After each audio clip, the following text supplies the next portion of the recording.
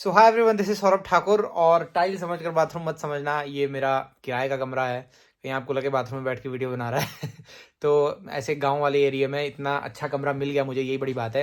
खैर, मैं सीधा मुद्दे पे आता हूँ। मैं अपने कोर्स की डिटेल्स लास्ट में बताता हूँ, पहले मैं मुद्दे की बात करता हूँ। Everybody is waiting for the result.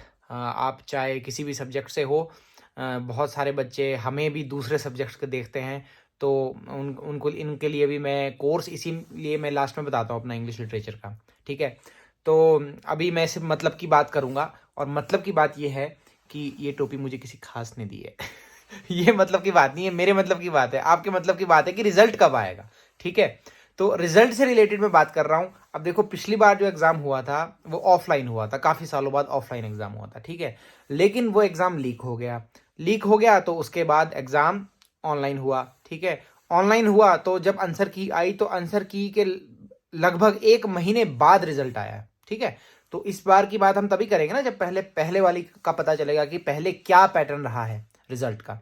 उससे पहले हुआ तो ये भी है कि 10 दिन में भी रिजल्ट आया, 11-15 दिन में भी रिजल्ट आया, 20 दिन में भी रिजल्ट आया।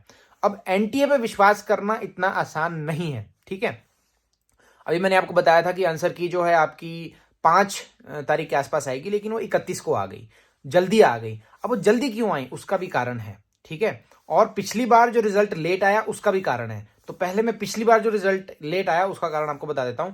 क्योंकि एग्जाम जो है वो दोबारा सेट किया गया था, फटाफट से जल्दबाजी में उनको दोबारा से एग्जाम करवाना पड़ा। इसीलिए अरेंजमेंट शायद प्रॉपरली नहीं रही होगी, जिसकी वजह से उनको रिजल्ट अनाउंस करने में टाइम लग गया, 1 महीना। लेकिन इस बार 1 महीना नहीं लगने वाला है। ठीक है, अब इस बार आंसर की जल्दी क्यों आई उसका रीजन मैं आपको बता रहा हूं। उसका रीजन ये है कि एग्जाम जो है काफी पहले खत्म हो जाने थे, लेकिन कुछ एग्जाम पोस्टपोन हुए तो उनको टाइम मिल गया आंसर की के लिए, क्योंकि क्वेश्चन पेपर्स तो थे ही उनके पास पहले वाले, है ना। कुछ क्वेश्चन पेपर्स उनको और बनाने पड़े होंगे, ज्यादातर थे। तो उनके पास टाइम बहुत था, टाइम उनको मिल गया। 27 तारीख तक एग्जाम्स चले तो टाइम उनके पास था, इसीलिए उन्होंने 3, 4 या 5 दिन के अंदर आंसर की दे दी हमें। ठीक है, बहुत अच्छी बात है। आंसर की आपने चेक भी की होगी और मैंने एक्सपेक्टेड कट ऑफ बताया भी है आपको इंग्लिश लिटरेचर का कितना रहेगा। अब उम्मीद है मेरी कि इतना रहे। अब कितना रहता है वो तो अब आने वाला वक्त ही बताएगा। और परसेंटेज में रिजल्ट आना है तो वो हमारे लिए बहुत अच्छी बात है, उसमें सब कुछ पता भी चल जाएगा।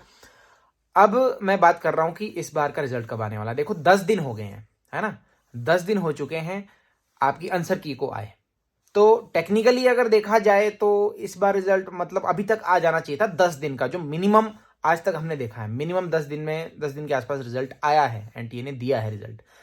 लेकिन मैक्सिमम अगर हम लेकर चले तो 20 दिन आप लेकर चलो आंसर की आने के बाद, मैक्सिमम 20 दिन। अब पिछली बार 1 महीना लगा, उसका कारण मैंने आपको बता दिया क्यों लगा, क्योंकि दोबारा से एग्जाम करवाना पड़ा था जल्दबाजी में। दोबारा से उनको क्वेश्चन पेपर्स बनाने पड़े होंगे तो काफ़ी बिजी रहे होंगे वो, है ना। काफ़ी मिसमैनेजमेंट्स हो गई होगी, ऐसा हम अंदाज़ा लगा सकते हैं। ठीक है, बाकी अंदर की बातें अंदर वाले ही जानते हैं, हम तो बाहर वाले हैं, है ना। तो इसीलिए इस बार मुझे ऐसा लगता है कि 20 तारीख के आसपास आपका रिजल्ट आएगा, 20 फरवरी। ठीक है, 20 फरवरी के आसपास आपके रिजल्ट आने की उम्मीद मुझे लग रही है। ठीक है, अब कई लोग तो 15 भी कह रहे हैं, कई 20 भी कह रहे हैं। अब मतलब मुझे पर्सनली ऐसा लगता है कि 15 से पहले कम चांसेस है रिजल्ट के आने के, 15 के बाद हाई चांसेस है रिजल्ट के आने के। ठीक है, क्योंकि इतनी जल्दी भी ये नहीं देंगे। चलो ठीक है, 15 दिन, 15 से 20 दिन ये ले सकते हैं, मतलब 20 दिन मुझे लगता है मैक्सिमम ये लेंगे। तो 20 तारीख के आसपास आपका रिजल्ट आ सकता है, ऐसी मैं उम्मीद कर रहा हूं। ठीक है, अब आता हूं मैं अपने मतलब की बात पे। आपकी मतलब की बात हो गई। अब जो बाहर के सब्जेक्ट्स के लोग हैं वो अगर जाना चाहे तो जा सकते हैं, रहना चाहे, मेरी शक्ल अच्छी लग रही है तो आप रह सकते हैं, आप मुझे देख सकते हैं। देखकर अगर कुछ मिल जाए आपको, ऐसे मिलना तो है नहीं।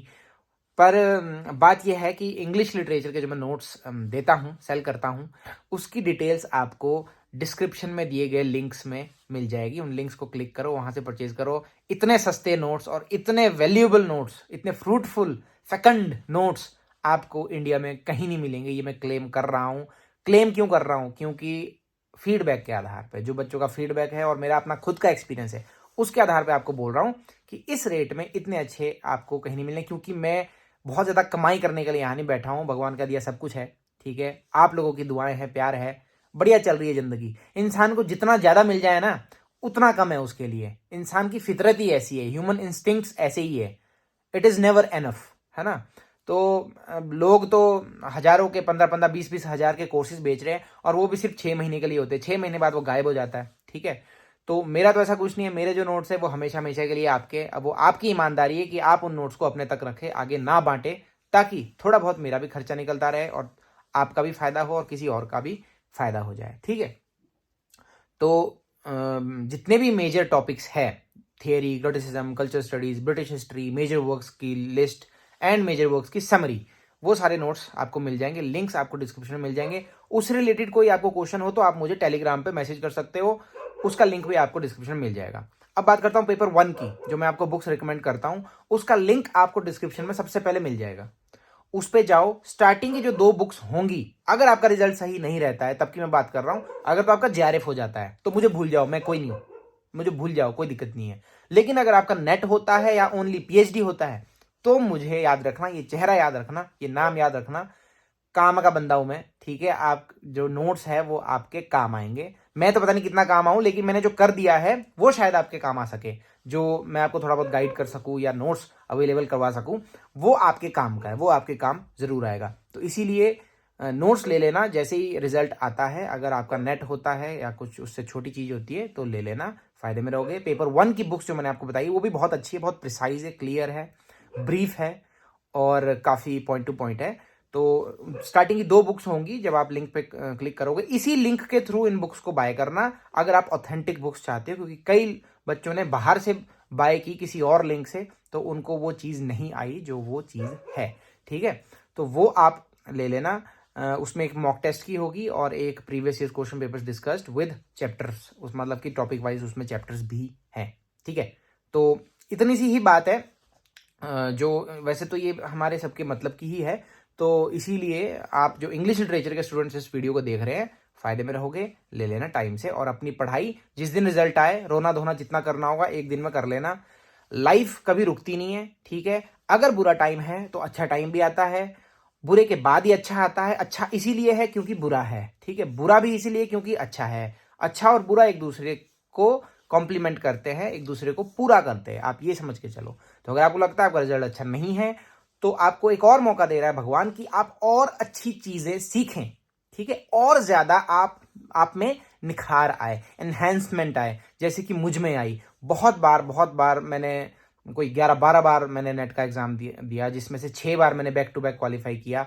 जेआरएफ से हमेशा एक 2-2 क्वेश्चन से मैं चूक जाता था, लेकिन मैं देता रहा, मेहनत करता रहा। उस मेहनत से ही मुझे आज फल मिला है, जो मैं जॉब में लगा हूं, या फिर जो भी मेरी बाकी अचीवमेंट्स है, या फिर मेरी नॉलेज है, मेरी अंडरस्टैंडिंग है चीजों को समझने की और समझाने की, जो थोड़ी बहुत एक्सपीरियंस है, वो यहीं से आया है, जो मैंने मेहनत की है। अगर मैं मेहनत ना करता, बार बार एग्जाम ना देता, भले ही मैं फेल हो रहा था, लेकिन मैं मेहनत करता रहा, एग्जाम देता रहा, इसीलिए मैं दूसरों से 10 चीजें थोड़ी ज्यादा सीख पाया।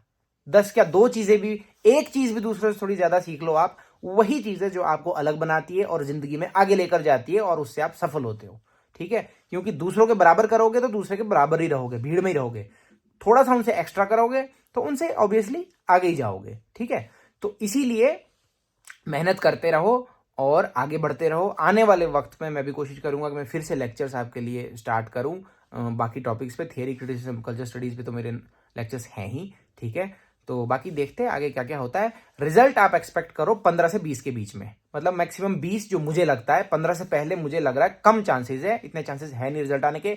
आ जाता है तो बहुत अच्छी बात है, मैं खुश महसूस करूंगा। मैं इस चीज में अपनी हार कभी नहीं समझता हूं। मैं तो उतना खुश हूं जितना जल्दी आ जाए, ठीक है। वो आप सभी लोगों के भले की बात है, ठीक है। तो ओके बाय, यही आपको बोलना था। रिजल्ट के लिए भी आपको ऑल द बेस्ट। बाकी आपसे मिलेंगे जब कुछ नया अपडेट आएगा तब, ठीक है जी। Okay bye, good night, good morning, good day, bye.